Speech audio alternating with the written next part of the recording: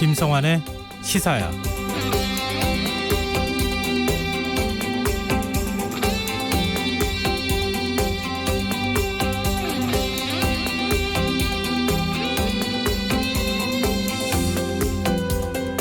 일본이 도쿄의 메이지 시대 산업유산을 소개하는 전시관을 열었는데요.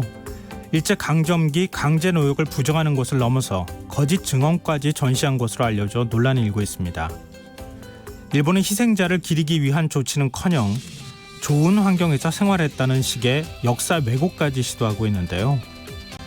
일본은 지난 2015년 세계유산 등재 당시 강제징용 피해자들을 기억하는 조치를 취하겠다고 했지만 국제사회와의 약속조차 지키지 않고 있습니다. 우리 정부는 주한 일본 대사를 불러 강력 항의했는데요. 부끄러움을 제대로 가르치지 않는다고 해서 부끄러움이 사라지는 게 아니라는 걸 정말 모르는 걸까요? 역사를 제대로 가르치지 않는 나라가 미래를 말할 자격이 있을지 스스로 돌아봤으면 합니다. 시사평론가 김성환입니다. 민주당이 오늘 국회 본회의를 열고 전체 상임위의 3분의 1에 해당하는 6개 상임위의 위원장을 선출했습니다. 통합당은 크게 반발하고 있는데요. 잠시 후 뉴스에서 자세한 내용 살펴보겠습니다. 더 깊이 있게 들여다보는 인터뷰 시간에는 민주당 6.15 공동선언 20주년 특별위원회 위원장을 맡고 있는 김한정 의원과 전화 연결해 지금의 남북관계를 진단해보고 향후 과제에 대해 이야기 나눠보겠습니다. 김성환의 시사야는 청취자 여러분의 참여를 기다립니다. 오늘 방송 내용과 관련해 의견 있으신 분들은 문자 보내주십시오. 당첨된 분들께는 모바일 상품권 보내드릴 텐데요. 참여하실 번호는 샵9730이고요. 짧은 문자는 50원, 긴 문자는 100원의 이용료가 부과됩니다. 콩 게시판을 통해서도 무료로 참여하실 수 있고요. KBS 라디오 유튜브 채널을 통해서도 실시간으로 시청 참여하실 수 있습니다. KBS 라디오 김성환의 시사야. 그럼 지금 시작하겠습니다.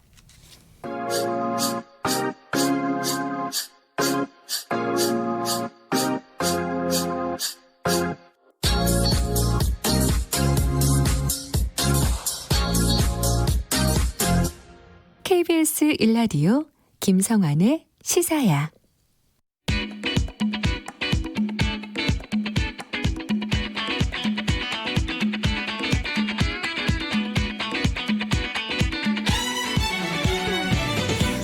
오늘 놓쳤던 뉴스 꼼꼼히 정리해드리는 뉴스야 시간입니다. 김민하 시사평론가 나와 계십니다. 안녕하세요. 안녕하세요. 주말에 어디 이 먼데 다녀오거나 그러진 않았죠? 여행 다녀오거나? 뭐 주말에는 사실 제가 대학 때 같이 이제 대학을 다녔던 친구가 좀 사망을 하는 일이 있어서 거기 좀 조의를 또 가야 돼서 제가 불가피하게 좀 지역에 갔다 왔습니다. 근데 이제 마스크를 착용하고 KTX를 이용했는데 이 KTX 역에서 상당히 좀 높은 수준으로 이렇게 좀 방역이나 이런 온도 제고 뭐 이런 것들을 하고 있어서 그나마 좀 안심이 되긴 했는데요. 그래도 이제 많은 여행객들이 같이 있었기 때문에 좀 스스로도 좀 불안함도 느끼고 여러모로 좀 우려가 좀 되는 건 또 사실이었습니다. 네, 요즘 코로나19 상황이 특히 수도권의 확산세가 심상치 않다 그래서 많은 분들이 조심하고 있는 상황이긴 한데 그래도 역시 확진자 수가 이렇게 눈에 띄게 줄었다고 보기는 좀 어려운 것 같아요. 그렇죠. 지금 이제 오늘 국내 발생 코로나19 신규 확진자 수가 37명이고 그래서 이제 총 누적 확진자 수가 이제 12,000명 넘었는데 신규 확진자 37명 가운데 24명이 이제 지역사회 감염이었습니다. 그래서 이제 대부분 이제 경기가 10명, 인천이 8명, 서울이 7명이어서 대부분 이제 수도권이다라고 보는 거고요. 그 이제 오늘 늘어난 사망자는 다행히 없어서 누적 사망자는 277명 그대로 유지가 되고 있습니다. 네, 신규 확진자 수가 지금 50명대 아래로 떨어지긴 했어요. 보니까 지난주 그렇습니다. 상황은 사실 50명대를 넘어서는 경우도 있고 그래서 이대로 가다간 진짜 100명 단위로 넘어가는 거 아닌가 이렇게 걱정을 했는데 일단은 숫자는 좀 준 것 같은 느낌은 들긴 하지만 그래도 긴장을 늦춰서는 안 되겠죠? 그렇습니다. 지금 말씀드렸듯이 계속해서 이제 수도권 지역사회 감염자 수가 계속 이제 늘어나고 있어서 문제인데요. 최근 이제 2주간 일일 평균 한 36.5명 정도가 이렇게 좀 해외 유입을 제외한 수도권 지역사회 감염자 수인데 이전 2주간을 비교해 보면 그때는 한 20.4명이었으니까 2주간 약 2배 가까이 증가했다 이렇게 볼 수 있는 것이죠. 그리고 이런 좀 수도권 수도권의 산발적인 집단 감염이 이제 좀 어떤 그 노인들이 이용하는 주간 보호 시설이라든지 요양시설 등을 통해서도 감염이 확산되고 있고 여러 가지로 우려스러운 점들이 있는 데다가 지금 방역 당국이 뭐 접촉자 추적 관리에 최선을 다하고 있다고는 해도 지금 전파 속도를 따라잡는 데 한계를 노출하고 있는 상황이거든요. 그래서 이 점과 관련해서는 지금 방역 당국이 상당히 고민이 깊다 이런 얘기입니다. 근데 자연스럽게 확진자가 늘어나니까 입원 치료를 받는 환자 숫자도 늘어날 수밖에 없지 않습니까? 그렇죠. 지금 이제 입원 치료받고 있는 서울 지역 확진자가 최대치다. 이제 이런 얘기가 나오는데 문제는 이렇게 되면 서울의 이제 수도권 지역에 있는 병상 수의 부족이나 이런 것들을 걱정해야 되는 이제 그런 단계까지 이제 이어지고 있는 상황이라는 거죠. 그렇기 때문에 지금 경증 환자를 위한 생활치료센터라든지 이런 것들을 준비해야 되는 상황이 다시 이제 도래한 것이고 그런 것까지 고려한다면은 지금 뭐 이 의료 자원 현황이라든지 이런 것들을 방역 당국이 종합적으로 분석을 해야 되고 이거를 통해서 최악의 상황까지 가정해서 단계별 자원 동원 계획을 이제 마련해야 된다라는 겁니다. 그래서 이를 위한 준비에 이제 지금 방역 당국이 돌입했다라고 얘기를 하고 있습니다. 그런데 이런 상황에서 서울 송파구에 위치한 롯데 택배 물류센터에서 확진자가 발생했다는데 지금 쿠팡 부천 물류센터보다 근무자 수가 더 많다고요? 그렇습니다. 이게 근무자 수가 정확히 이제 몇 명이다라고 지금 언론에 나오지는 않는데 네. 당시에 이제 뭐 쿠팡 부천 물류센터의 이제 규모보다는 확실히 더 많다 이렇게 지금 평가가 되고 있는 상황입니다. 그래서 이제 송파구에 있는 롯데택배 동남권 물류센터인데 여기서 이제 일한 50대 남성이 확진 판정을 받은 건데요. 일주일 전쯤인 이제 지난 8일과 9일 이틀 동안 이 택배 상차 작업을 했다 이렇게 얘기를 하고 있다고 합니다. 8일부터 이제 가래 등의 어떤 증상이 나타났는데 이때 이제 뭐 인력사무소의 임대버스를 타고 안산시 군포시를 경유해서 송파 물류센터에 갔고 다음날 아침까지 일을 했지만 마스크는 이제 쓰고 있었다라고 얘기를 하고 있다고 합니다. 송파구청은 일단 이 물류센터 방역을 완료를 했고 24시간 동안 폐쇄 조치를 한다 이렇게 밝히고 있고요. 그다음에 이날 확진자와 함께 일한 근무자가 한 159명 정도인데 전수 검사를 진행을 했고 이제 자가격리 조치를 이제 실시하도록 이제 했다고 합니다. 아직 이제 검체 검사 결과는 나오지 않았다고 하고요. 네, 뭐 쿠팡 부천 물류센터 같은 경우도 그렇지만 2차, 3차, 4차 이렇게 점점 다른 쪽으로 N차 감염이 이루어지는 게 훨씬 더 무서운 거 아니겠습니까? 그게 근무한 사람들보다도. 그렇죠. 그렇습니다. 여기도 지금 근무자 숫자보다도 그 근무자들을 통해서 누군가로 또 다시 전파됐을까 봐도 걱정이 되는데요. 근데 이것은 일단은 감염 경로를 앞으로 역학조사를 통해서 밝혀야 되겠지만 다른 것 중에서 지금 깜깜이 환자들, 감염 경로를 모르는 환자들이 계속 나오고 있는 상황이죠. 그렇습니다. 특히 이제 지금 감염 경로를 파악하는 게 중요한 게 이렇게 좀 전염되는 어떤 환자들을 이제 좀 따라가서 확진자들을 격리시키고 그런 걸 통해서 연쇄 감염의 이제 어떤 고리를 끊고 그걸 통해서 이제 가장 취약한 부분까지 이렇게 감염이 좀 이루어지는 것을 막는 게 가장 의미가 있는 건데요. 앞서도 말씀드렸듯이 계속해서 이제 그 어떤 그 의료기관이라든지 요양원, 사회복지시설과 같은 고위험군이 많은 시설로 이제 좀 연결된 사례들이 지금 발생하고 있기 때문에 더더욱 지금 이런 깜깜이 환자들이 늘어나고 있는 상황에 대해서는 상당히 우려를 표명할 수밖에 없는 그런 상황입니다. 그래서 지금까지의 신규 확진자 한 10명 중 1명이 지금 감염 경로가 불분명한 것이고 그래서 이런 상황에서는 또 수도권에 특히 이제 집중이 되어 있는 상황이기 때문에 네. 지금 방역 당국의 고민이 상당히 이제 강한 그런 상황이고요. 그래서 이런 무증상 감염자와 이제 더불어서 깜깜이 감염자들이 같이 늘어나고 있는 이런 상황을 막기 위해서는 사회적 거리두기를 좀 준수를 하고 일상생활에서 예방 수칙을 지키는 것만이 지금 해결책이기 때문에 이 대목과 관련해서 우리 국민들의 어떤 협조라든지 좀 이런 것들을 좀 강하게 요구하고 있는 상황입니다. 얼마 전 롯데월드를 방문했던 고3 학생도 그랬지만 위양성이라고 해서 가짜 양성 판정을 받는 사례가 지금 늘고 있는데 방역 당국이 여기에 대한 입장을 밝혔다고요? 그렇습니다. 이렇게 좀 위양성이라고 해도 왜 위양성이 나온 거냐가 이제 중요한 건데요. 네. 예를 들어서 이제 만약에 이게 어떤 진단 시약이라든지 진단 검사 키트의 어떤 문제 때문에 이렇게 발생했다라고 하면 정말 큰일인 건데 일단 방역 당국은 그렇지는 않다라고 이제 파악을 했습니다. 그래서 검체가 일부 이제 그 검사하는 과정에서 오염됐기 때문에 이렇게 좀 위양성이 발생을 했다. 이렇게 지금 뭐 본 건데요. 그렇다면 이제 앞으로 보완해야 될 대목은 왜 이제 그러면 검체가 오염되는 과정에 이르렀느냐를 파악을 해서 네. 그렇지 않을 수 있는 대안을 마련하는 건데 일단 검사 담당 인력들이 지금 굉장히 많은 수의 검사를 담당해야 되고 지금까지 어떤 좀 검사를 해야 되는 일정이나 이런 것들이 길어졌기 때문에 좀 피로도가 쌓였다 이렇게 볼 수가 있는 상황이라는 겁니다. 그래서 이런 것들을 보완하기 위한 어떤 대책이 필요한 그런 상황이다 이렇게 볼 수가 있겠습니다. 그러니까 진단 키트에는 문제가 없는 것으로 보이고 진단 검사를 하는 과정에서 뭐 오염됐을 가능성 이런 부분들을 생각해 볼 수 있다. 그렇습니다. 근데 그거는 그동안의 의료진들이나 검사 인력들이 굉장히 피로도가 누적되어 있는 상황이고 하루에도 검사하는 물량이 굉장히 많기 때문에 발생한 것일 수 있다. 그렇습니다. 설명했다는 거군요. 근데 이것도 사실 좀 걱정이네요. 의료진들의 피로 누적도 참 걱정이기도 한데 근데 서울시가 유흥시설 집합금지 명령을 강화한 게 아니라 완화해서 논란이 되고 있어요. 그렇습니다. 서울시는 이제 그 룸살롱 등의 일반 유흥시설에 내려져 있던 집합금지 명령을 오후 6시 일기에 해제를 했고 한 단계 완화된 조치인 집합 제한 명령을 발령한다라고 밝혔는데요. 일단 이제 활동도와 밀접도 측면에서 룸살롱 등의 일반 유흥시설은 이제 상대적으로 전파력이 낮다라고 판단을 했고 그 외에 이제 클럽, 콜라텍, 감성주점 등 춤을 추는 무도 유흥시설은 이제 순차적으로 앞으로 집합 제한 명령을 완화하는 것으로 이제 적용해 갈 것이다. 이렇게 얘기를 했습니다. 즉 이제 전염도와 어떤 그런 것들을 판단한 기준이 뭐 춤과 어떤 비말 전파를 가능케 하는 어떤 행동 양식들이 있는 거냐 이걸로 이제 판단을 했다는 것이죠.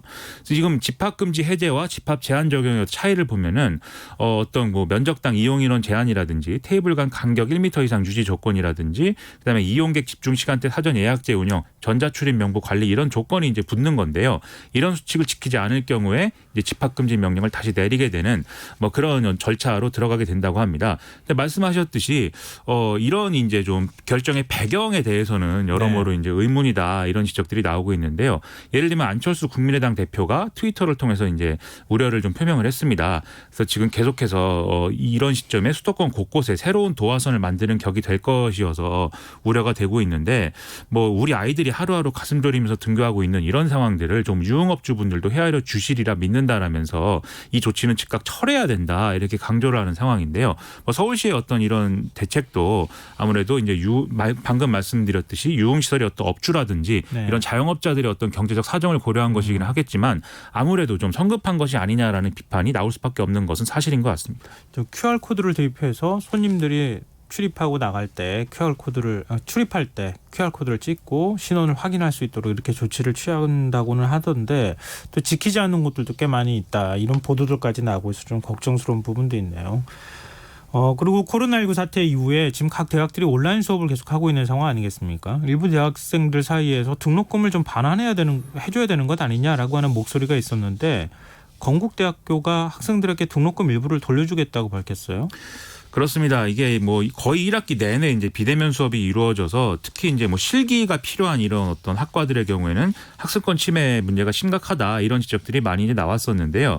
그래서 건국대가 총학생회와 함께 올해 4월부터 8차례에 걸친 이제 등록금 심의 소위원회를 열어서 등록금 환불 방안을 논의를 했고 이번 주 내로 이제 최종 금액을 확정 짓기로 했다. 소식입니다. 그래서 이제 등록금 환불은 올해 1학기 이 학교 재학생인 한 15,000여 명의 이제 학생을 대상으로 해서 다음 학기 등록금 고지서에서 일정 비율을 감면해 주는 방식으로 이루어지는 이제 방안이 이제 유력하다 이렇게 얘기가 되고 있는데요. 네. 뭐 일부 이제 대구에 있는 뭐 대학 등에서 뭐 교비를 투입해서 재학생 모두에게 한 10만 원에서 20만 원 특별 장학금을 현금으로 지급한 사례는 있는데 이렇게 등록금을 감액하기로 한 것은 건국대가 처음이어서 관심이 이제 많이 이제 좀 집중이 되고 있습니다. 다만 이제 다른 학교에도 영향을 미칠 거냐 이 부분에 대해서는 아직은 좀 판단하기 어려운 그런 상황인데요. 지금 대학들은 어떤 그 1학기 등록금 환불을 전면적으로 이렇게 하는 것은 아무래도 어렵다 이런 입장을 계속 얘기하고 있는데 다만 지금 이 교육부가 좀 대학들의 지금 지원하는 예산 중에 대학 혁신 지원 사업 예산 이런 것들이 있습니다. 그러면 이런 예산은 지금 보면은 교육이나 연구 개선비 이렇게 좀 정해진 용도로만 사용할 수 있게 돼 있기 때문에 이런 용도 제한을 해제해 주면 어떤 특별 장학금이나 생활 장려금의 형태로 학생들을 위해서 지출할 수는 있겠다. 뭐 이런 정도의 얘기는 하고 있다고 하거든요. 그래서 이런 차원에서 뭐 어느 정도로 좀 의견의 접근이 이루어질지가 좀 관건입니다.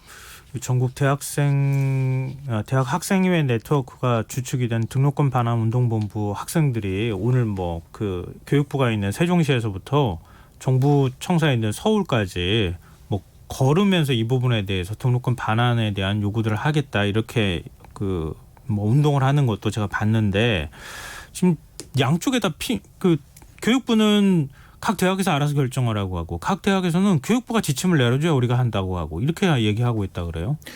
그렇습니다. 이제 뭐 지침도 지침인데 뭐 서로 간에 이제 어떻게 하면 그러면 등록금 환불이나 또는 이제 지원이나 이런 것들 어떻게 해줄 수 있느냐 이 방법을 마련하는 문제에 있어서 사실 양측의 이제 입장차가 이제 발생을 하고 있는 거죠. 그래서 말씀하셨듯이 대학 대학의 입장에서는 어떤 대학의 지금 실적인 운영이나 이런 데 들어가는 고정 비용을 줄이기는 어렵다라고 계속 주장을 하고 있는 건데 사실 그간의 어떤 등록금의 어떤 구성이나 또 등록금이 실제로 학교에서 어떻게 사용되고 있느냐 이런 것들에 대한 문제 제기는 또 계속 이어져 온 차원들이 그렇게 있지 않습니까? 네. 그래서 그런 것들을 실제로 세부적으로 들여다보고 학생들이 이제 납득할 수 있는 선에서 설명할 수 있으면 방안을 찾아낼 수 있는 거거든요. 그런 점에서 교육부도 그렇고 대학도 그렇고 지금 노력을 해야 되는 상황입니다. 뭔가 이렇게 적극적으로 노력하는 움직임이 별로 안 보이는 것 같아서. 그렇죠. 책임 떠넘기기 같은 그런 느낌이 있습니다. 네. 관련 뉴스 한 가지 좀 더 살펴볼까요? 당정청이 오늘 질병관리본부를 질병관리청으로 승격시키는 방안에 대한 논의를 했고 또 확정을 했는데 지난번에 논란이 됐던 국립보건연구원 질병관리청 소속 기관으로 그대로 두기로 했다고요? 그렇습니다. 지난번에 이제 이 국립보건연구원을 보건복지부로 이제 이관한다 그렇게 해서 논란이 많이 됐는데 오늘 이제 김태년 민주당 원내대표하고 진영 행정안전부 장관 그리고 청와대 강기정 정무수석들이 참석한 가운데 이 협의를 통해서 좀 말씀하신 대로 질병관리본부를 질병관리청으로 승격시키고 국립보건연구원은 질병관리청 소속 기관으로 두는 방안을 이제 확정을 했습니다. 그래서 이제 계속 이것들과 관련해서는 이제 국립보건연구원이 현행대로 질병관리청 소속기관으로 존치하면서 감염병 대응 시너지를 극대화하고 그다음에 감염병 감시부터 백신 개발 이런 모든 과정을 다 질병관리청이 주관해서 대응하는 체제를 갖기로 했다 이렇게 밝혔기 때문에 기존의 어떤 논란의 요소가 됐던 그런 문제들은 좀 일단은 제거가 됐다 이렇게 볼 수 있는 상황입니다. 그러니까 기존에 나왔던 개편안을 두고 무늬만 승격이다 이런 비판적인 목소리가 있지 않았습니까? 뭐 문재인 대통령도 그 부분에 대한 지적을 하기도 했는데 질병관리청이 실질적인 감염병을 총괄할 수 있는 기구가 될 수 있는 건가요? 이렇게 되면? 일단은 이제 기존의 쟁점을 비추어 봐서는 그렇다라고 볼 수가 있겠는데요. 왜냐하면 지난번에 이제 그렇게 보건복지부 산하에 국립보건연구원을 두어야 된다라고 얘기한 이유가 그 정부 안에 이제 그 이유가 뭐였냐면 네. 이게 뭐 당장의 어떤 방역이나 역학조사 이런 것들은 질병관리청이 하지만 앞으로 백신이나 치료제 개발 그리고 그걸 통해서 어떤 뭐 의료산업의 어떤 개발 뭐 이런 것들은 사실 또 보건복지부가 해야 된다 이렇게 주장을 했던 거거든요. 근데 오늘 나온 안은 방금 말씀드린 그 내용까지 다 질병관리청이 해야 된다라는 이제 내용이기 때문에 그런 점에서는 기존의 어떤 쟁점은 이제 해소가 됐다 이렇게 볼 수가 있습니다. 그리고 오늘 박능호 보건복지부 장관의 경우에는 이전의 논란에 대해서도 좀 약간은 좀 어떤 좀 억울하다는 취지의 이런 네. 얘기도 했는데요. 네. 애초에 뭐 어떤 밥그릇 지키기라든지 이런 차원에서 이제 논의된 내용은 아니었지만 어쨌든 여론의 질타가 있었고 여론의 지지를 받지 못했기 때문에 오늘과 같은 형태로 이제 내용을 바꿨다라고 설명을 했습니다. 오늘 이제 당정청이 합의했다고 하는 거고 야당하고도 또 협의를 그렇죠. 해야 되니까요. 이 부분에 대해서. 그렇습니다. 근데 어쨌든 당정청이 합의하는 안을 보면 질병관리청이 예산 편성과 집행, 인사 조직 그리고 연구 기능까지 모두 가지고 가는 그렇습니다. 그런 이제 조직이 된다. 예, 알겠습니다. 이제 정치권 얘기를 좀 해볼까요?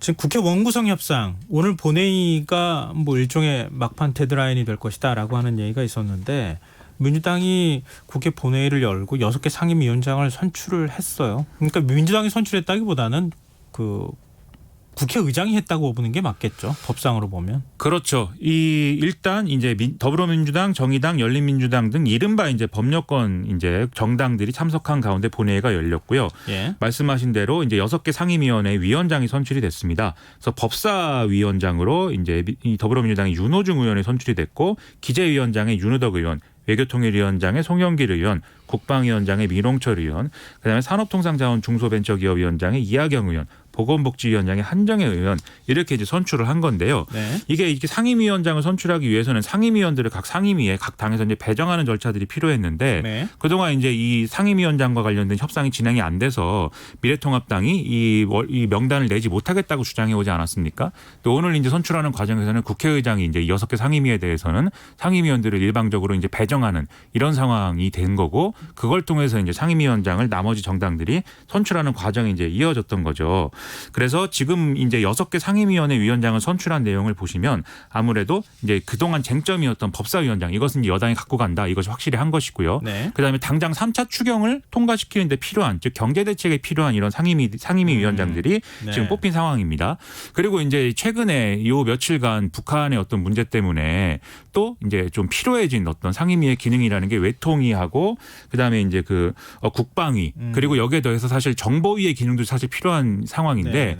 정보위는 오늘 선출을 못했습니다. 왜냐하면 이제 이것은 교섭단체 간의 합의가 필요하고 국회 야당목 부의장도 이것에 대해서 합의하도록 지금 규정돼 있기 때문에 이 정보위 제외하고 나머지 이제 관련 상임위를 선출했다 이렇게 볼 수가 있는 상황인데요. 아무래도 이제 미래통합당 입장에서는 반발할 수밖에 없는 상황이겠죠. 그래서 본회의에 일단 미래통합당은 불참을 했고 뭐 민주주의 파괴하는 의회 독재다, 민주당 각성해야 된다, 뭐 이러면서 항의 시위를 보내는 이런 모습이었습니다. 그리고 또 주호영 원내대표의 경우에는 이렇게 좀 헌정사에 이렇게 상대 당 상임위원들을 동의 없이 강제 배정한 거는 처음이다. 오늘부터는 국회가 없고 일당 독재가 시작된 날이다라고 강하게 이제 얘기를 하면서 상임위를 차라리 그냥 다 가져가라, 여당이 다 하도록 애초에 이제 자기들 몫으로 배정한다고 했던 7개 상임위도 다 이제 반납하겠다 이렇게까지 주장을 하고 있는 이런 상황이었습니다. 박병석 국회의장은 깊은 고뇌의 시간을 가졌다 이런 입장을 밝혔네요. 보니까.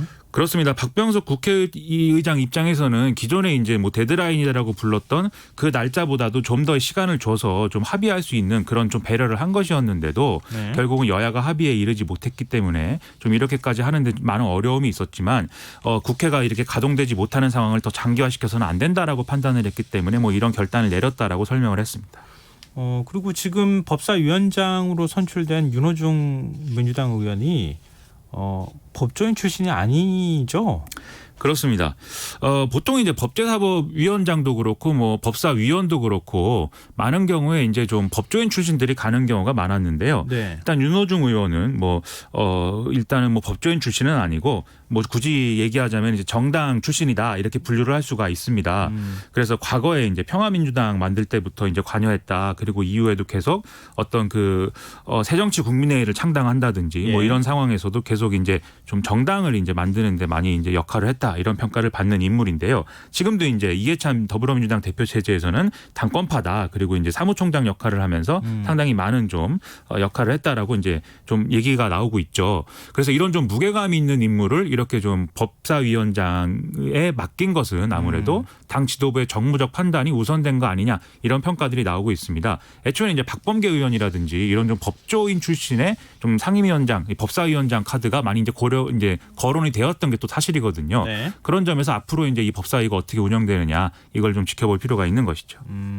19대 때 전반기에 박영선 의원, 지금 중소벤처기업부 장관이죠. 그러니까 법조인 출신이 아닌데 법사위원장을 맡은 적이 있기는 한데 비법조인이 법사위원장 맡는 경우는 좀 이례적이라고 볼 수도 있겠죠. 그렇죠. 그래서 박영선 의원의 경우도 사실 법조인 출신은 아니지만 법사위에서 오랫동안 또 활동을 했거든요. 그러면서 네. 법사위원으로서 쌓은 이제 어떤 이력이나 이런 경력들이 있었기 때문에 또 이제 법무부 장관 뭐 후보로도 거론도 되고 뭐 이런 과정들이 있었는데 네. 지금 윤호중 의원의 경우에는 그렇게 그런 그런 맥락은 없고. 아니기 때문에 어떤 그 정무적 판단이다라는 점에 많이 평가를 하는 것 같습니다. 네. 그리고 민주당이 전체 상임위의 3분의 1만 지금 상임위원장을 선출을 했어요. 그러니까 이게 지금 어떤 의미라고 볼 수 있을까요? 나머지는 그러면 야당하고 협상하겠다 앞으로도? 그렇습니다. 일단은 이제 15일 지금이 15일이죠. 네. 나머지 이제 일정에서도 이제 좀 추가 협상을 통해서 야당과의 어떤 협상을 통해서 지금까지 이제 야당이 주기로 했던 상임위원장들을 받을 거냐 아니면 여기서 또 조정을 해서 다시 협상을 할 거냐 이런 점들을 계속 논의를 해갈 것으로 지금 보이는데요.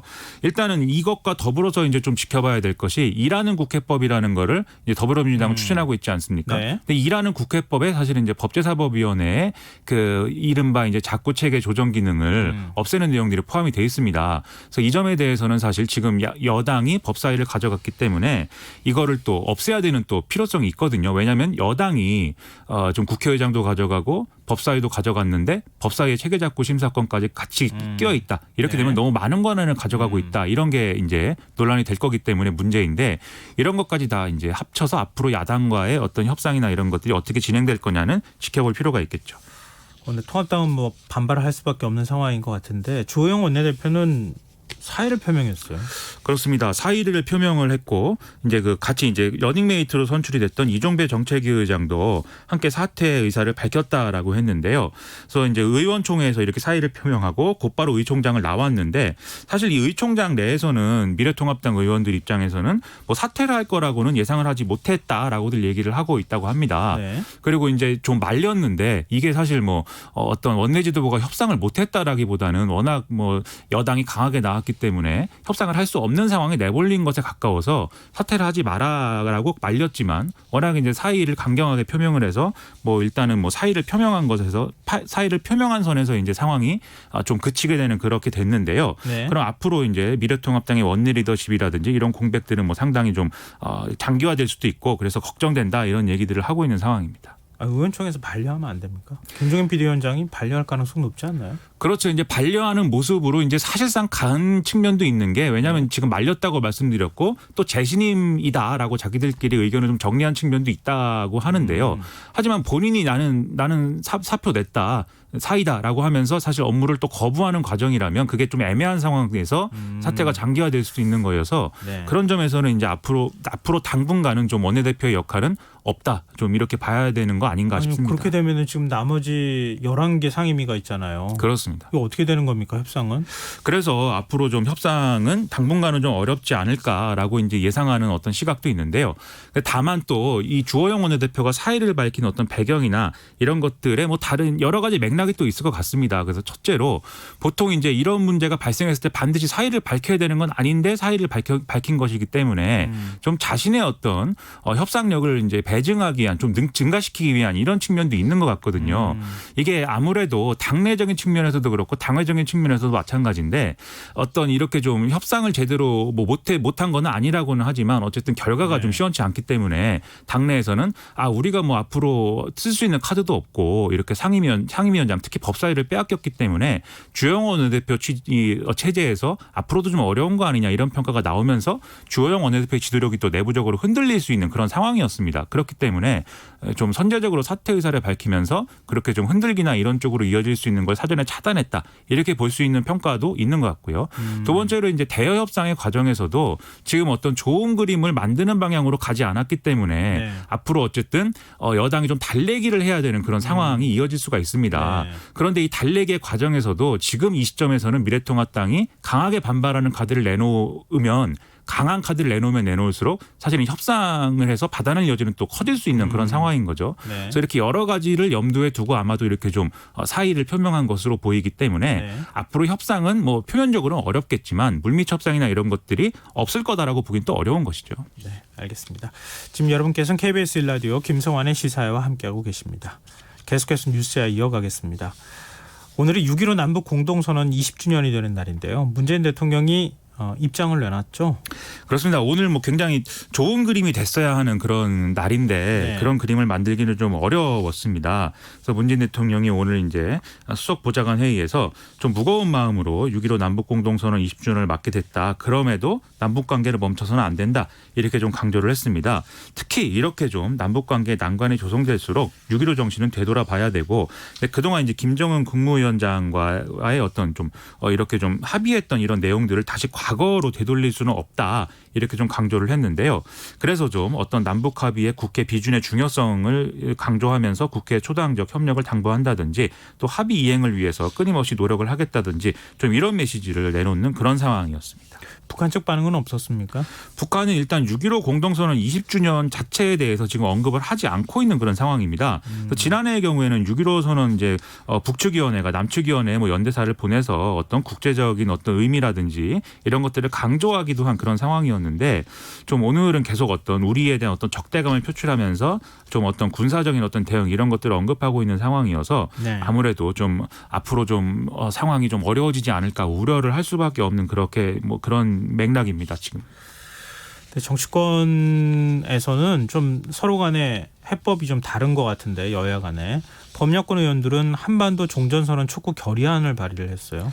그렇습니다. 이제 범여권 의원 173명이 오늘 이제 한반도 종전선언 촉구 결의안을 발의를 했는데 대표 발의가 이제 더불어민주당 김경엽 의원입니다.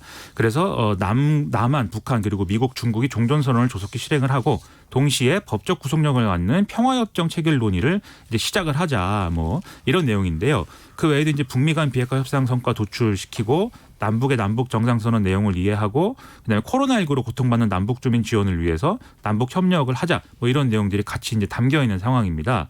그래서 이제 좀 이렇게 좀 많은 의원들이 좀 참여했음에도 불구하고 이렇게 종전선언 촉구 결의안이 국회에서 통과가 될 것이냐 이 점을 또 지켜봐야 되겠죠. 이것도 또한 좀 갈등의 소지가 있을 수 있는데 왜냐하면 이전에 그 통합당에선 반대 의견들을 가지고 있지 않았습니까? 그래서 20대 국회 때도 통과가 안 됐는데 이런 부분과 관련해서 그리고 4.27 판문점 선언도 역시 국회 비준을 받으려고 했는데 그것도 무산이 됐고 통합당 생각은 뭡니까? 일단 뭐 미래통합당의 경우에는 굉장히 뭐 강한 얘기를 하고 있는데요. 종전선언과 평화협정은 유엔 사령부 해체, 주한미군 철수, 한미동맹 파기로 이어져서 안보의 완전한 이제 붕괴가 될 수 있다. 이런 입장을 이제 내놓고 있는 상황입니다. 그래서 이제 여당의 이런 접근은 우리의 운명을 북한의 통째로 맡기는 위험천만한 도박이다. 이렇게 평가를 하고 있는데요. 네. 말씀하신 지금 뭐 그 판문점 선언 비준 문제에 대해서도 이전에 미래통합당은 이제 북한을 이제 국가로 인정할 수가 없고 그렇기 때문에 조약의 형태인 것이 아니기 때문에 우리가 비준할 수 없다 이렇게 얘기를 했는데 사실 남북교류협력법에 보면은 남북이 이제 뭔가 이제 협상을 하고 협의를 하고 결론을 냈을 때 그게 이제 막대한 재정 수요나 이런 게 들어갈 수가 있기 때문에 그런 부분들이 좀 전망된다고 하면 국회에서 비준하게 돼 있거든요. 네. 그래서 사실 이런 점에서는 미래통합당의 어떤 이런 비판이나 이런 것들이 근거가 이렇게 뭐 완벽하게 갖춰진 거는 아닌 것 같다라는 게 또 제 생각입니다. 그리고 야권 일각에서 대북 투사 필요성이 제기됐어요. 그렇습니다. 지금 뭐 무소속 윤상현 의원의 경우에는 뭐 보수 야권 인사를 대북 투사로 파견해라 이렇게 이제 기자회견을 열고 주장을 했는데요. 예. 대통령 비서실 사람이나 그에 준하는 인사와는 달리 좀 보수 야권 인사를 보내는 게 오히려 더 어떤 뭐 성과를 좀 배가시킬 수 있는 이런 뭐 카드다 이렇게 좀 주장을 했습니다. 그리고 오늘 오전에 또 국민의당 안철수 대표가 대북 특사 파견 얘기를 하면서 정부가 요청하면 특사단의 일원으로 자기도 갈 용의가 있다 이렇게 밝힌 바 있는데요. 네. 앞서 말씀드렸듯이 어떤 안보가 무너진다 뭐 이런 얘기를 하는 것보다는 이렇게 좀 특사 얘기를 하면서 문제를 풀 수 있는 방안을 같이 얘기를 하는 게 오히려 나은 모습 같기도 하고 그렇습니다. 네. 잠시 뒤에 이어지는 인터뷰 시간에는 민주당 6.15 20주년 특위위원장을 맡고 있는 김한정 의원과 남북관계 해법을 고민해 보도록 하겠습니다. 계속해서 많은 청취 부탁드립니다. 자, 이제 마지막 뉴스로 가볼까요? 이재명 경기도지사의 친형 강제 입원 사건이 대법원 전원합의체에서 다뤄지게 됐어요. 그렇습니다. 오늘 대법원장과 대법관 12명이 참여하는 이 전원합의체에서 이 문제를 최종 판결한다라고 밝혔는데요. 2018년 경기도지사 합동 TV 토론회에서 이 친형 강제 입원과 관련된 질문에 대해서 이재명 경기도지사가 그런 일 없다라고 답한 게 이게 이제 허위사실 공직선거법상의 허위사실 공표에 해당하느냐 이게 이제 쟁점인 상황입니다. 그래서 이게 좀 어떻게 될지 좀 관심이 좀 집중되고 있습니다. 근데 지금 1심에서는 무죄 선고가 나왔는데 2심에서는 벌금 300만 원인가요? 유죄 판결이 나온 거죠? 그렇습니다. 1심에서는 이재명 지사가 당시에 이제 발언한 내용이 사실 어떤 이 친형의 어떤 입원으로 강제 입원이 이루어진 것은 맞지만 어떤 불법적인 수단을 통해서 뭐 이재명 지사가 한 것은 아니다라는 취지의 발언이었다라고 보고 무죄 판결을 했는데 2심 판결은 어떤 선거의 당선을 당선과 뭐 낙선 이런 것들을 목적으로 해서 어떤 잘못된 사실을 허위 사실을 유포한 것에 해당한다라고 봐서 이것은 이제 벌금 300만 원으로 유죄 판결을 해놓은 상황입니다. 그래서 이게 이제 대법원 전원합의체에서 유지가 되느냐 아니면 파기환송이 되느냐에 따라서 이재명 경기도지사의 정치적 생명이 이제 왔다 갔다 하는 그런 상황이 이제 되고 있는 거죠. 그러니까 강제 입원 사실과 관련해서는 무죄 선고가 난 거고 1심, 2심 다. 그게 이제 직권남용은 무죄가 났습니다. 예, 그렇죠. 그런데 공직선거법상 그 강제 입원 부분에 대해서 어떻게 입장을 밝혔느냐 이 부분에 대해서 한쪽은 무죄, 한쪽은 유죄 이렇게 지금 얘기를 하고 있다는 거죠. 그렇습니다. 이재명 도지사가 그런 적 없다라고 했는데 그런 적 없다라는 취지가 이재명 경기도지사는 불법적으로 한 게 아니다라는 변론을 하고 있는 것이고 법원은 2심 재판부는 그런 건 그렇다 하더라도 이제 선거에 영향을 미치기 위해서 한 얘기다, 허위 사실을 얘기했다 이렇게 보고 있다는 겁니다. 그러니까 전원합의체 첫 심리가 18일 열린다고 하던데 이거 결과가 나오기까지는 좀 상당히 시간이 걸리겠어요. 그렇습니다. 뭐 대법관들의 의견이 대략 일치되면 7월 내에 선고기일이 지정될 수도 있지만 그렇지 않고 뭐 파기환송되고 이런 과정이 이어지면 연말까지도 이어질 수 있다 이런 얘기 나오고 있습니다. 예, 결과를 좀 더 지켜보기로 하죠. 상당한 시간이 좀 필요할 수밖에 없는 사안이 아닐까 싶습니다. 오늘 뉴스에 여기까지 하겠습니다. 지금까지 김민하 시사평론가였습니다. 고맙습니다. 고맙습니다.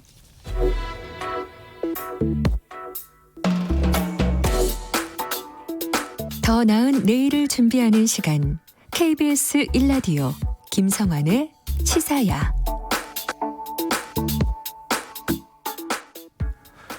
(6.15) 남북 공동선언 20주년을 맞았지만 남북 관계는 그 어느 때보다 차갑게 얼어붙어 있습니다.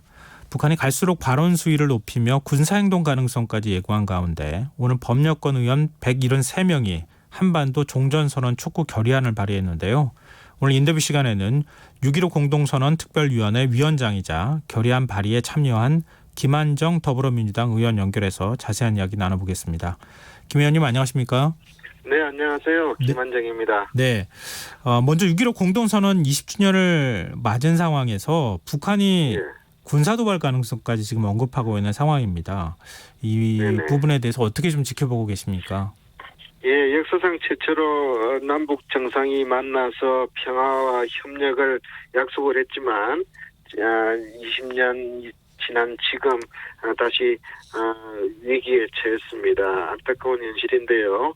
그러나 좌절할 상황은 아닙니다. 지난 20년의 과정을 돌아보면은 우여곡절이 많았습니다.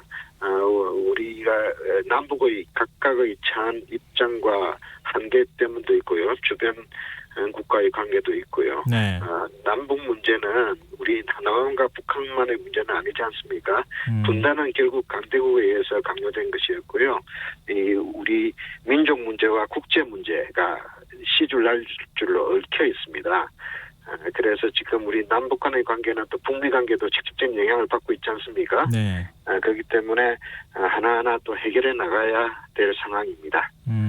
지난 2000년 6.15 남북 공동선언 당시에 김대중 전 대통령과 함께 평양을 방문하셨죠? 예, 그렇습니다. 제가 그때 36살 때였습니다. 청와대 제1부속실장이었는데요. 네.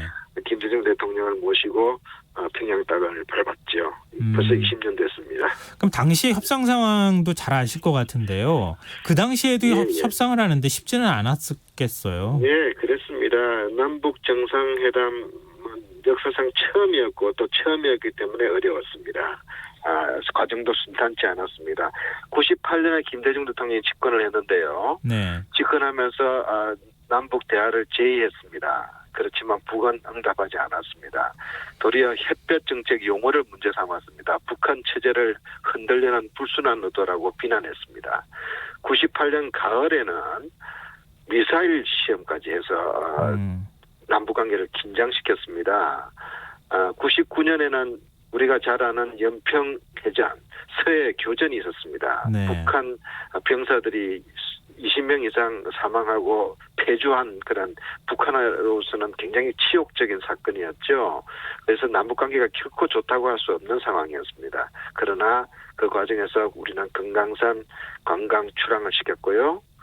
인내하면서 북한을 설득해서 2000년에 역사적 남북 정상회담을 성사시켰습니다. 그 결과는 굉장한 성공이었습니다. 그 분위기가 그대로 유지됐더라면 얼마나 좋았을까 하는 생각을 다시 해보게 되는데요.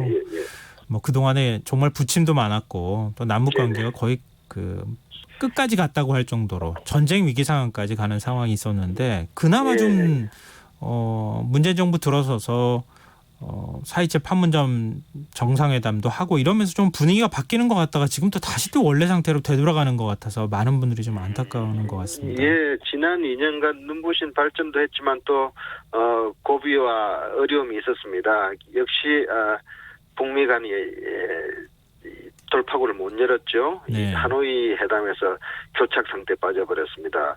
미국은 선 비핵화 실천을 요구했고 북한은 제재 완화를 요구했습니다. 맞바꾸는 것이 실패했고요. 누가 먼저 하라는 것 속에서 교착 상태가 장기화되면서 북은 북한대로 불만에 차죠. 경제적인 어려움이 가중되면서 이제 남한에 대한 원망 그리고 불신 그런 것이 오늘의 긴장 상태로 온 것 같습니다. 지금 6.15 남북 공동선언 20주년 특별위원회 위원장을 맡고 계시는데요. 이 기구가 어떤 역할을 하는 겁니까? 임시 기구입니다. 올해가 20주년이고 민주당의 역할이 중요하고 남북관계도 교착 상태이기 때문에 새로운 활로를 21대 국회에서 열어보자는 취지로 시작을 했고요. 그러나 이번 20주년 행사로 그치지는 않을 것입니다. 20주년 남북공동선언의 취지와 정신을 살려서 남북관계를 다시 회복시키고 평화를 증진시키고 또 교류 협력도 촉진하는 데 있어서 국회가 좀 행동을 해야 한다. 좀 역할을 더 강화해야 한다는 취지 속에서 특별위원 우리 민주당 의원들이 30분이 지금 위원으로 활동하고 있으시고요. 네.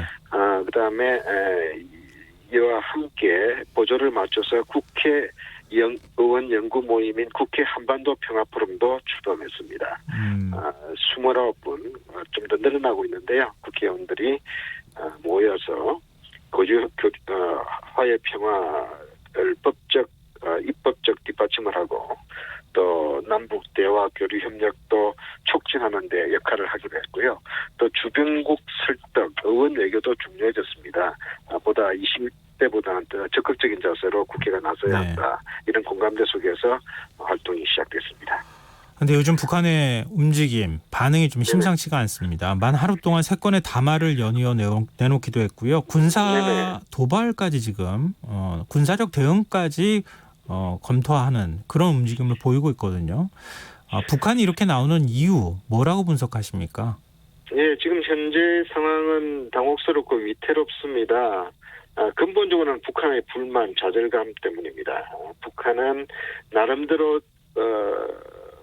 성의를 보였습니다. 비핵화 약속했고 영변 폐쇄 조치했고 선행적인 노력을 기울였다고 주장을 하고 있고 또 그런 노력도 부분적으로 사실입니다. 네. 그러나 미국은 하나도 움직이지 않았죠. 그리고 남북관계도 우리가 판문점 선언 그리고 9.19 합의로까지 이어지면서 교류 협력을 약속했지만 우리 정부가 미국의 제재 틀 속에 갇혀버렸어요. 네. 그래서 대북 약속 제안은 대담했지만 행동은 굉장히 소심했습니다. 이것이 북한의 불만과 불신으로 가중되면서 오늘 사태까지 왔다고 봅니다. 그러나 지금 북한이 이러한 불만이나 답답함은 이해 안 되는 것은 아니지만 이것을 결별 또 보복 그리고 군사적 긴장까지 도발까지 시사하면서 상황을 극단으로 몰아나는 것은 북한으로서도 굉장히 바람직하지 않고 과도하다. 평화를 해치는 것은 남북 공동의 손해입니다. 또 남북 정상합의를 북쪽도 스스로 부인하는 것입니다. 판문점 선언은 평화 선언이었습니다. 9.19 선언도 군사합의도 마찬가지였습니다. 북에도 도움이 되지 않습니다. 그리고 북도 성급한 군사행동으로 바로 전환할 것으로 우리는 보지는 않습니다. 오늘 문재인 대통령께서도 이런 점을 감안해서 어떻게 보면 대통령으로서는 굉장히 모욕적인 상황일 건데요. 차분하고 침착하게 대응을 했습니다. 북에게 우리의 진정성을 알리고 또 한편으로 설득 노력도 해야 됩니다. 북한은 약자입니다. 고립돼 있고 경제적으로 어려운 처지입니다. 우리가 이런 처지를 충분히 감안해 줘야 됩니다. 이런 상황 속에서 우리가 평화를 관리하는 것은 우리의 책임이 더 크거든요. 또 평화 이익은 우리가 더 큽니다. 그렇기 때문에 이런 상황 관리의 노력을 굴종이니 저자세니 이렇게 몰아붙이는 것도 굉장히 단견이라고 생각하고요. 우리가 긴장을 완화하고 평화를 정착시키는 노력은 절대적으로 필요한 일입니다. 문재인 대통령 말씀 잠깐 하셨지만 수석 보좌관 회의에서 남북이 함께 돌파구를 찾아 나서야 한다 이런 대북 메시지를 내놨습니다. 그런데 하노이 노딜 이후에 북미 협상 진전이 전혀 없고 국제사회에서 대북 유엔 제재가 지금 이루어지고 있는 상황 아니겠습니까? 이런 상황에서 돌파구라고 하면 어떤 게 있을 수 있을까요? 인도주의적 지원 그다음에 경협에서도 제재를 직접적으로 적용받지 않을 부분들이 있고요. 또 제재라는 부분들이 굉장히 정치적이고 또 포괄적입니다. 우리가 미국이나 국제사회를 또 적극적으로 설득하는 노력이 좀 부족했지 않았나 이런 반성도 있습니다. 지금 방역 문제만 하더라도요. 우리가 아프리카까지 지원한 마당에 바로 인접한 북한의 방역 지원을 제대로 못 해왔습니다. 이런 부분은 북의 호응이 부족한 부분도 있었지만 우리의 적극성 부재 이런 부분들이 북에게는 또 섭섭함과 또 불만으로 작용할 수도 있었습니다. 네. 지금 우리 대통령께서 돌파구를 찾아야 한다는 것은 본질적으로는 이런 주고받고의 문제 이전에 신뢰의 회복을 이야기하는 것으로 저는 받아들였습니다. 네. 오늘의 위기는 신뢰 상실의 결과입니다. 북에도 우리가 진정성을 가지고 계속 설득하고 북도 좀 이제 인내심을 가져야 됩니다. 말폭탄 이렇게 화풀이 식의 극단적인 언사로서는 남과 북 모두에게 결코 도움이 되지 않지 않습니까? 네네. 그런 부분들을 우리가 설득해 나가고 긴장 조성이야말로 최악의 악수다. 네. 또 평화 없이는 교류 협력도 불가능한 거 아닙니까? 네. 네. 그 지금 정치권에서는 대북 특사론이 거론되고 있습니다. 안철수 국민의당 대표는 대북 특사단 이론으로 갈 용의가 있다 이렇게까지 밝혔는데요. 이게 특사 파견 문제에 대해서는 어떻게 보세요?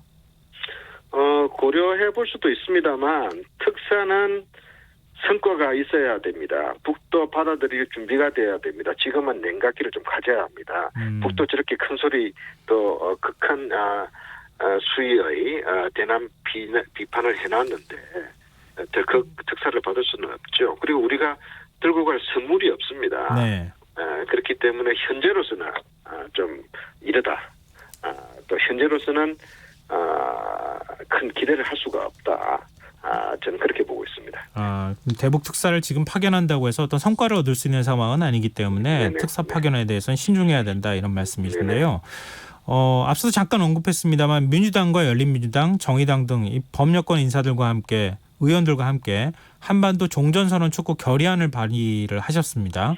이 네네. 결의안에는 어떤 내용이 담겨져 있는 겁니까? 종전선언을 하자는 의미는요.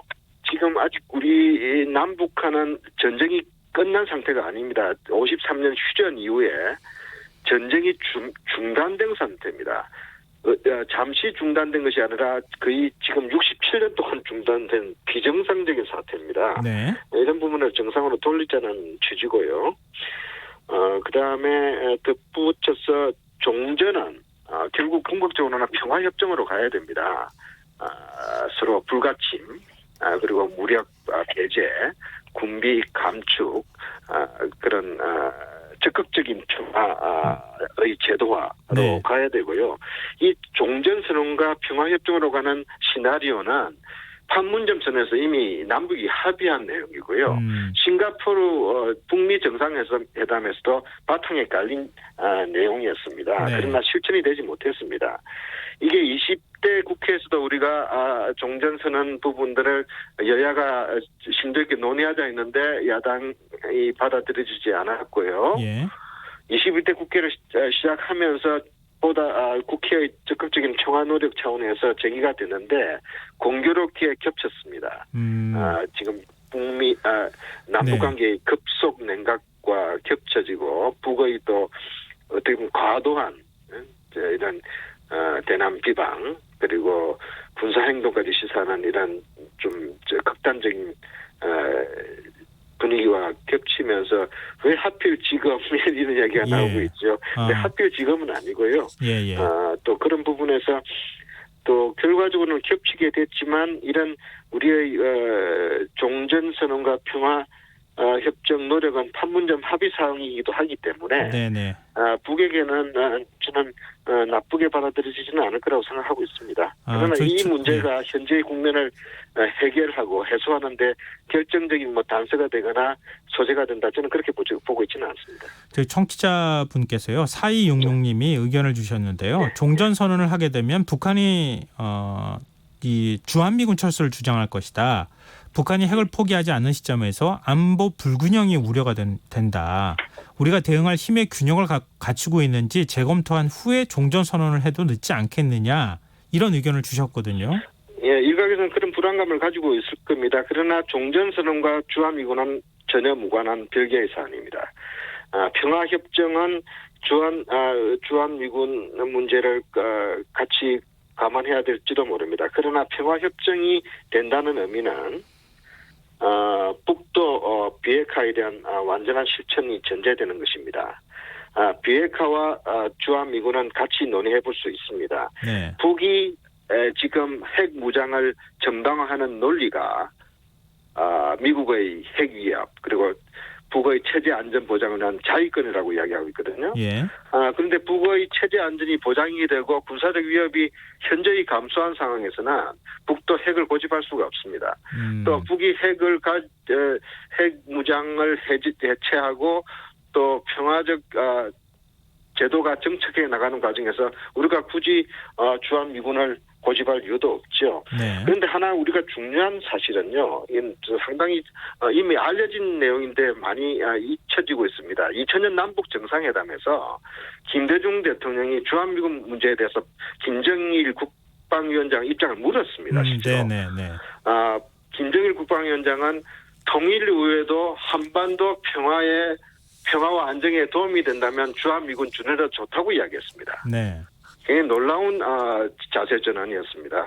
그래서 김대중 대통령이 거기까지 물었습니다. 그런데 왜 자꾸 북쪽에서는 주한미군 철수를 방송이나 노동신문 이런 데서 주장하느냐. 그랬더니 김정일 국방위원장이 뭐라고 그랬냐. 우리 인민들의 그 외국 군대에 대한 또 미군에 대한 감정도 있고 그래서 그렇습니다. 그렇게 답변을 했죠. 네네. 김정은 국무위원장도 북미 회담에서 주한미군 문제를 거론하지 않았습니다. 또 그 문제를 전제해서 북미 협상을 시작하지도 않았고요. 저는 지금 주한미군 문제도 우리가 조금 이제 너무 뭐라고 그럴까요? 네. 소극적이거나 아주 이 금과옥조처럼 생각할 필요는 없다고 생각합니다. 미국 자체가 지금 독일에서 미군을 부분적으로 빼고 있습니다. 네네. 나토 체제에서 주한미군은 유지되고 있었음에도 불구하고 감축은 하고 있습니다. 우리도 주한미군이 지금 28,000명 수준에서 24,000명까지 지금 왔다 갔다 할 수 있는 상황인데요. 네. 우리 안보에 결정적인 지향이 있지 않은 한 주한미군에서도 우리도 좀 더 탄력적으로 대응할 필요가 있습니다. 네. 주한미군 없이 대한민국 안보 망한다, 북한 침략할 것이다. 이거는 냉전적 발상입니다. 지금 네, 현실하고 알겠습니다. 맞지도 않습니다. 네. 근데 아무래도 북쪽에서도 그렇게 지금 자신들의 인민을 위해서 그렇다고 얘기를 하는데 우리 국민들 입장에서 바라볼 때도 또 그게 진정성 있는 얘기인지 또 의심할 수는 있으니까요. 대한민국이 네. 세계 10대 경제국이고요. 네. 우리 마무리를 해야 될 세계 시간입니다. 10대입니다. 예. 언제같이 미군의 우리 안보, 우리의 운명을 맡길 것입니까? 네, 알겠습니다. 우리 대한민국 국군, 우리 국방력 그렇게 약하지 않습니다. 네, 알겠습니다. 오늘 말씀 여기까지 들어야겠습니다. 네네. 고맙습니다. 예, 감사합니다. 네, 지금까지 김한정 더불어민주당 의원과 얘기 나눠봤습니다. KBS 1라디오 김성환의 시사 1부 순서는 여기서 마무리하겠습니다. 저는 11시 정각 2부에 다시 오겠습니다.